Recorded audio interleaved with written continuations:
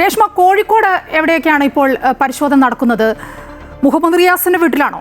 അതേമായ ഇന്ന് രാവിലെ 6 മണിയോടെയാണ് മുഹമ്മദ് റിയാസിന്റെ കോട്ടുള്ളിയിലെ വസതിയിൽ ഇ.ഡി പരിശോധന ആരംഭിച്ചിരിക്കുന്നത്. രാവിലെ തന്നെ ഇ.ഡി ഇവിടെ എത്തി ഗേറ്റടക്കം അടച്ചിട്ടിരിക്കുകയാണ്. ഇതിനുള്ളിൽ ഇപ്പോൾ ചോദ്യം ചെയ്യൽ തുടരുകയാണെന്നാണ് നമുക്ക് ലഭിക്കുന്ന വിവരം.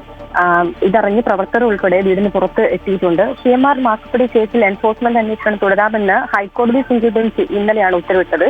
അന്വേഷണം തടയണമെന്നാവശ്യപ്പെട്ട് കരിമണൽ കമ്പനി MD സജിൻ കർത്ത ഉൾപ്പെടെ നിരവധി പേര് ഹർജികൾ ഹൈക്കോടതി സമർപ്പിച്ചിരുന്നു. ഇത് തള്ളുകയായിരുന്നു. ഇതിനെ തുടർന്നാണ് ഇപ്പോൾ ഈ ഇ.ഡി റെയ്ഡ് വന്നിരിക്കുന്നത്. ഇതുമായി ബന്ധപ്പെട്ട് വ്യക്തമായ വിവരങ്ങളൊന്നും പാർട്ടി പ്രവർത്തകർക്കോ മറ്റുള്ളവർക്കും അറിയില്ല. രാവിലെ മുതൽ ഇവിടെ വൻ സുരക്ഷയാണ് ഇ.ഡി റെയ്ഡോടനുബന്ധിച്ച് ഒരുക്കിയിരിക്കുന്നത്. മാധ്യമപ്രവർത്തകർ ഉൾപ്പെടെ വീടിന് പുറത്താണ് നിൽക്കുന്നത്.